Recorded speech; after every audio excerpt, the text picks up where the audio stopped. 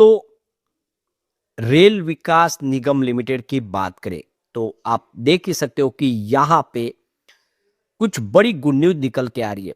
Rail विकास निगम limited पिछली बार तेजी के दौर में रॉकेट की गति से दौड़ा था, बहुत ही बेहतर प्रदर्शन किया, लेकिन इस समय स्टॉक अपनी ऊपरी प्राइस से आधी कीमत पे। क्या आने वाले समय यह फिर से बेहतर करेगा? तो यहाँ पे लगातार कंपनी को बहुत सारे प्रोजेक्ट मिल रहे हैं। कंपनी इंडिया में भी और ग्लोबल मार्केट में भी तेजी से अपने बिजनेस को बढ़ा रही है। बहुत सारे इन्होंने जॉइंट वेंचर्स बनाए, लेकिन क्या आने वाले समय में आरबीएनएल यहाँ से बेहतर करेगा? इस नवरत्न कंपनी के आगे की क्या संभावना उसको जानेंगे इस वीडियो के माध्यम से। दूसरी तरफ अगर हम Indian railway finance corporation limited यानी आईआरएफसी की बात करें तो लगातार शानदार डिविडेंड देने वाली ये कंपनी अब आप देख सकते हो कि अपना बिजनेस और तेजी से फैला चुकी है। रिन्यूएबल एनर्जी में एंट्री कर चुकी है और अब तो पावर सेक्टर के जो थर्मल पावर प्लांट है उस पर भी कंपनी फंड प्रोवाइड कर रही है, अपना पोर्टफोलियो बढ़ा रही है तेजी से। और आगे की क्या संभावना बनी है उसको समझेंगे इस वीडियो के माध्यम से। लेकिन फ्रेंड्स उससे पहले अगर आप पहली बार हमारे चैनल पे आए तो चैनल को सब्सक्राइब कर दीजिए, एक बेल आइकॉन दबा दीजिए ताकि जब भी नया वीडियो बने पहला नोटिफिकेशन आपको मिले। वीडियो पसंद आए तो लाइक शेयर जरूर कीजिए। चलो फ्रेंड्स वीडियो स्टार्ट करते हैं। मैं हूं आपका दोस्त एस बी दवे और हमारे अपने चैनल ऑनलाइन कमाई में आपका बहुत बहुत स्वागत। तो सबसे पहले रेल विकास निगम लिमिटेड के कारोबार की बात करो 324 पर यहाँ पे क्लोजिंग देखने को मिली फ्राइडे को, जहाँ पे 0.14% की गिरावट थी। तो अब यहाँ पे बाजार में थोड़ी सी दबाव की स्थिति बनी थी फ्राइडे को, ऊपर के लेवल से बाजार थोड़ा सा दबाव में, क्योंकि बाजार ने एक ऑल टाइम हाई भी बनाया। अब यहाँ से प्रॉफिट बुकिंग दिखाई दे रही है। वैसे स्टॉक आप देखिए पूरा दिन दबाव में ही था, क्योंकि शुरुआत ही कमजोर हुई थी 323 पर, जबकि 324 पे क्लोजिंग थी गुरुवार के दिन। इंट्राडे में जरूर एक बार इसने 324 को टच किया, लेकिन लो बनाया वो 321 का। इसका मतलब बिकवाली हुई है स्टॉक के अंदर। तो यहाँ पे जो बड़ी अपडेट निकल के आ रही है, रेल विकास निगम लिमिटेड को एक एलओए प्राप्त हुआ 9.6 करोड़ का ईस्ट कोस्ट रेलवे की तरफ से। तो ये तो जो प्रोजेक्ट प्राप्त हुआ है कंपनी को, जिसमें लेटर ऑफ एक्सपेक्टेंस अगर आप देखें तो ये ईस्ट कोस्ट रेलवे की तरफ से इनको सप्लाई, इंस्टॉलेशन, टेस्टिंग, कमीशनिंग का पूरा प्रोजेक्ट दिया गया है।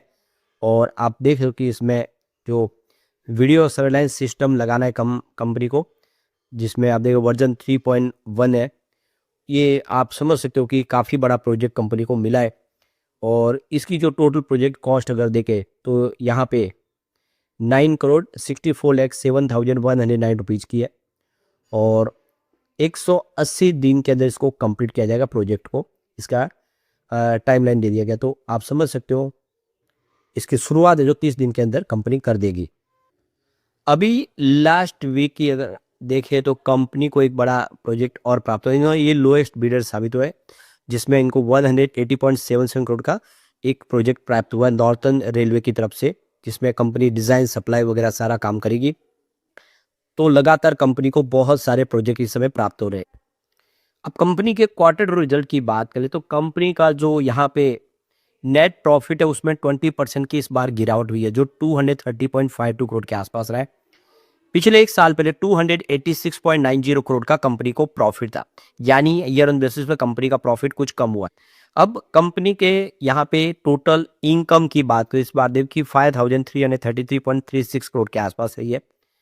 और आप समझ सकते हो कि ये इनकम जो थी पिछले एक साल पहले 5,136 करोड़ के आसपास थी।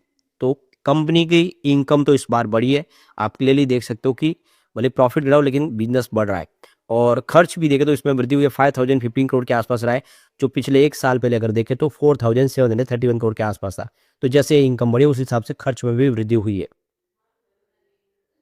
अब कंपनी का प्रदर्शन अगर सेंसेक्स से कंपेयर करें तो पिछले एक सप्ताह में बीएसई सेंसेक्स में 0.1% के आसपास की तेजी बनी है, जबकि आरबीएनएल में 1.63% की तेजी बनी है। पिछले एक सप्ताह में 3.21% की तेजी बढ़ी आरबीएनएल ने, जबकि सेंसेक्स में 1.47% की तेजी बनी है। यानी पिछले एक सप्ताह से इसका प्रदर्शन बेहतर हुआ है, लेकिन 1 मंथ के हिसाब से यहाँ पे 1.74% की गिरावट हो गई है, जबकि सेंसेक्स में 1.11% की तेजी बनी है। 3 मंथ के हिसाब से यहाँ पे आरबीएनएल में 3.68% की तेजी बनी है, जबकि अगर हम बात करें बीएसई सेंसेक्स तो यहाँ पे 6.11% की शानदार तेजी बनी है। पिछले 6 महीनों में यहाँ पे 21.93% के आसपास की गिरावट हो चुकी है, जबकि सेंसेक्स में 5.11% की तेजी बनी है। ईयर टू डेट के हिसाब से इसका रिटर्न 24.19% निगेटिव है, जबकि सेंसेक्स में 9.19% के आसपास की तेजी बनी है और 1 ईयर के हिसाब से 26.19% की गिरावट हुई है। तो यहाँ पे देख सकते हो कि 6.84% के आसपास की तेजी है बीएसई सेंसेक्स में। 2 ईयर के हिसाब से 94.25% का शानदार रिटर्न दिया है यहाँ पे आर्यन ने, जबकि यहाँ पे 29.94% के आसपास की तेजी बनी है। जबकि पिछले 3 सालों में 344% का जबरदस्त रिटर्न दिया है। यहाँ पे 3 साल के हिसाब से 37.61% के आसपास की तेजी बनी।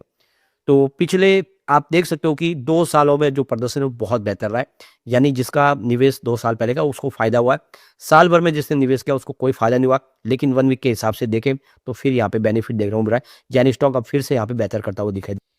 कंपनी के डिविडेंड की बात करो, कंपनी काफ़ी अच्छा डिविडेंड दे रही है। मार्च 2024 में 1.5 रुपीज़ का डिविडेंड दिया था, जबकि सितंबर 2022 में अगर आप देखें तो यहाँ पे 0.25% का डिविडेंड या 2.5 रुपीज़ का। तो ये देखो कि यहाँ पे लगभग यहाँ पे आपको पौने 2 रुपये के आसपास का डिविडेंड देखने को मिलेगा 2022 में, जबकि 23 में देखें तो 1.77 रुपीज़ के आसपास का डिविडेंड दिया है, यानी वही लगभग आप देखें तो पौने 2 रुपये के आसपास का डिविडेंड दिया है कंपनी ने। लेकिन सितंबर 2023 में जो डिविडेंड है वो काफ़ी कम रहा है, मात्र 36 पैसे का। यानी 2023 कंपनी के लिए ठीक नहीं रहा है, इस समय लोगों को डिविडेंड में फ़ायदा नहीं हुआ है। लेकिन अब अगर बात करें सितंबर 24 की, तो ये बहुत ही बेहतर रहा है। 2.11% रुपीज़ का डिविडेंड दिया है, यानी 2 रुपये 11 पैसे का डिविडेंड कंपनी ने दिया है। यानी सबसे अच्छा जो साल रहा है वो 2024 रहा है कंपनी के लिए, जब डिविडेंड 2 रुपये से ऊपर हो गया। अगर हम बात करें 2025 की इस बार, तो पौने 2 रुपये के आसपास का डिविडेंड फिर से कंपनी ने दिया है, जो पिछले साल के मुकाबले कम है। लेकिन ओवरऑल अगर आप देखें तो डिविडेंड अच्छा देती है कंपनी, और यही सबसे बड़ा फायदा। अब यहाँ पे आईआरएफसी की बात करें तो 117 पर क्लोजिंग थी फ्राइडे को, जहाँ पे 0.56% की गिरावट देखने को मिली। अब यहाँ पे जो बड़ी अपडेट निकल के आ रही है, आईआरएफसी ने जो एक्सचेंज को जानकारी दी कि उसके ऊपर पेनल्टी लगाई गई दोनों एक्सचेंज की तरफ से, एनएससी और बीएससी की तरफ से। तो बीएससी की तरफ से 9,77,040 रुपीज़ की पेनल्टी लगाई है विद जीएसटी, और एनएससी की तरफ से भी 9,77,040 रुपीज़ की पेनल्टी लगी है विद जीएसटी। तो ये देख सकते हो कि एनएससी और बीएससी दोनों ही एक्सचेंज ने यहाँ पे इनके ऊपर पेनल्टी लगाई है। तो ये पेनल्टी के पीछे वजह यह है कि जो कंपनी को मैनेजमेंट के लिए जो डिसीजन लेने चाहिए, जो बोर्ड की संख्या रखनी चाहिए, उन सब में कुछ कमी रह गई है। और ये हर बार होता ही है कि आप देख सकते हो कि आईआरएफसी है एक सरकारी कंपनी है और इसके प्रमोटर है हमारे राष्ट्रपति जी। तो जो भी फैसले होते हैं सरकार की तरफ से होते हैं, इसमें आईआरएफसी के बोर्ड का कोई दखल नहीं। और इसीलिए अगर कोई बोर्ड की संख्या कम हो जाती है, कोई मेंबर कम है, तो वो उसमें जिम्मेदारी आईआरएफसी की नहीं है। उन्होंने बार बार कहा है कि इसमें हम कुछ कर नहीं सकते। तो यही इस वजह से जो पेनल्टी लगी है, जो एक तरह से देखें तो पेनल्टी लगाने का कोई मतलब नहीं है, क्योंकि ये ऑलरेडी सरकारी कंपनी है और राष्ट्रपति जी की इसमें आप देखिए प्रमोटर होल्डिंग है, वही इस पर फैसला ले सकते हैं। अब यहाँ पे देखो आईआरएफसी काफ़ी अच्छा डिविडेंड देती है। यहाँ पे 21 मई 2024 को 70 पैसे का डिविडेंड दिया है, देख सकते हो कि कंपनी ने।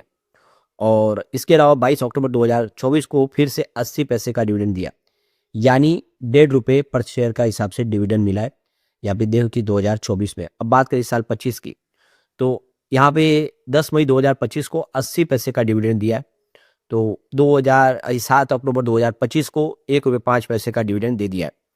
तो ये क्लियरली देख सकते हो कि डिविडेंड बढ़ रहा है लगातार। पिछले महीने 2024 में 1.5 रुपये के आसपास डिविडेंड था, तो इस बार जो है 1 रुपये 85 पैसे का टोटल डिविडेंड दिया है। तो डिविडेंड लगातार बढ़ रहा है, काफ़ी अच्छा डिविडेंड के बाद से हम कह सकते हैं आईआरएफसी को भी। और अभी तक इन्होंने 7 रुपये का डिविडेंड दे दिया है जब से आईपीओ आया है। तो इसीलिए यहाँ पे निवेश के बारे में सोचना चाहिए कि अच्छा डिविडेंड लगातार मिलता है।